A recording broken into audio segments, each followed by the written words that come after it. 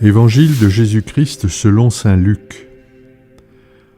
En ce temps-là, à l'adresse de certains qui étaient convaincus d'être justes et qui méprisaient les autres, Jésus dit la parabole que voici. 2 hommes montèrent au temple pour prier. L'un était pharisien et l'autre publicain, c'est-à-dire un collecteur d'impôts. Le pharisien se tenait debout et priait en lui-même. « Mon Dieu, je te rends grâce parce que je ne suis pas comme les autres hommes. Ils sont voleurs, injustes, adultères, ou encore comme ce publicain. Je jeûne 2 fois par semaine et je verse le 10e de tout ce que je gagne. »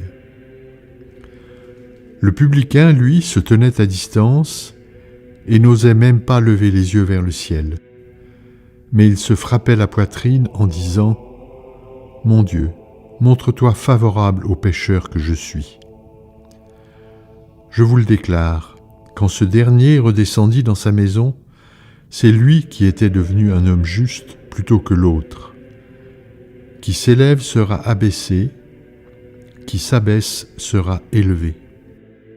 Acclamons la parole de Dieu. Mon Dieu, je te rends grâce parce que je ne suis pas comme les autres hommes. Ils sont voleurs, injustes, adultères. Quelle prière! Le regard du pharisien n'est pas tourné vers Dieu, mais sur lui-même. De la dureté de son cœur ne sortent que jugement et calomnie. Il met tout le monde dans le même sac et se fait juge de ses frères. Tentation qui nous guette aussi. Cela n'est pas prier. La prière sincère nous amène à nous reconnaître tels que nous sommes face à Dieu. Mon Dieu, montre-toi favorable au pécheur que je suis. Le publicain reconnaît que sans Dieu, il ne serait rien. Il confesse ses fautes et sa faiblesse. Il ne cherche pas à s'excuser, il ne cherche pas de coupable. Il implore simplement sa conversion.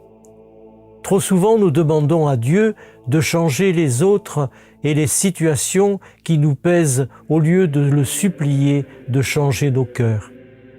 Prier, c'est se mettre en présence de Dieu, lui présenter notre vie, nos bonnes et moins bonnes actions, et lui demander de changer notre cœur de pierre en un cœur de chair. Dieu entend la prière du publicain.